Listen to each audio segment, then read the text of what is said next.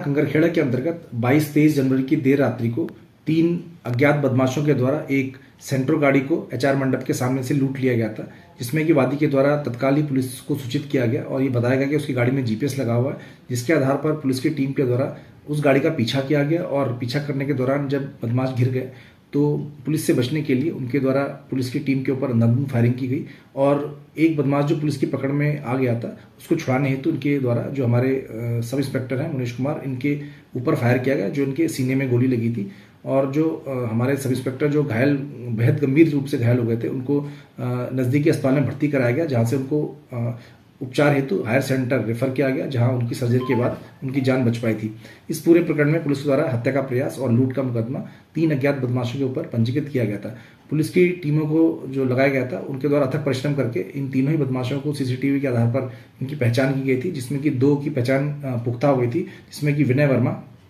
और अनुज पुत्र कृष्णपाल था, जिसमें इन दोनों के ऊपर मेरे द्वारा 25-25 हज़ार रुपये का इनाम घोषित किया गया था और टीमों को इनकी गिरफ्तारी हेतु लगाया गया था। आज शाम को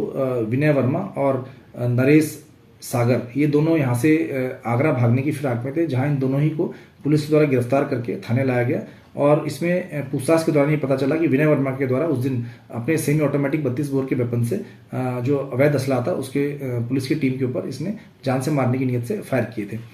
आज इसमें जो अवैध असला को बरामद करने के लिए पुलिस की टीम विनय वर्मा को लेके उसके बताए गए ठिकाने पर ले गई थी, जहां पर पुलिस की टीम से हाथ छुड़ाकर ये अपने उस अवैध असले से पुलिस के ऊपर फायर किया, जिसमें एक हमारे सिपाही की गोली लगने से उनके हाथ पे वो घायल हो गए, जिनको उपचार हेतु अस्पताल में भर्ती कराया गया है। पुलिस की अन्य टीमों के द्वारा जब ये सूचना प्राप्त हुई तो मौके पर पहुंचकर खेतों में उनके द्वारा लंबे समय तक कॉम्बिंग की गई, जिसमें विनय वर्मा के द्वारा जो पुलिस की एक टीम थी उसके ऊपर फायर किया गया और पुलिस की टीम के द्वारा जब जवाबी कार्रवाई में आत्मरक्षा फायर किया गया तो उसमें से 2 गोलियां विनय वर्मा के लगी और पुलिस की टीम के द्वारा उसकी जान बचाने हेतु नज़दीकी अस्पताल में भर्ती कराया गया, जहां से उसकी क्रिटिकल हालत को देखते हुए उपचार हेतु हायर सेंटर रेफर किया गया, जहां उसकी मृत्यु हो गई है। विनय वर्मा के ऊपर 6 से अधिक मुकदमे दर्ज थे, जिसमें कि लूट, हत्या का प्रयास, गैंगस्टर एक्ट और चोरी जैसे मुकदमे दर्ज थे। इस पूरे प्रकरण में उचित विधिक कार्रवाई की जा रही है और जो एक तीसरा अन्य बदमाश है उसकी गिरफ्तारी हेतु भी पुलिस टीम लगी हुई है।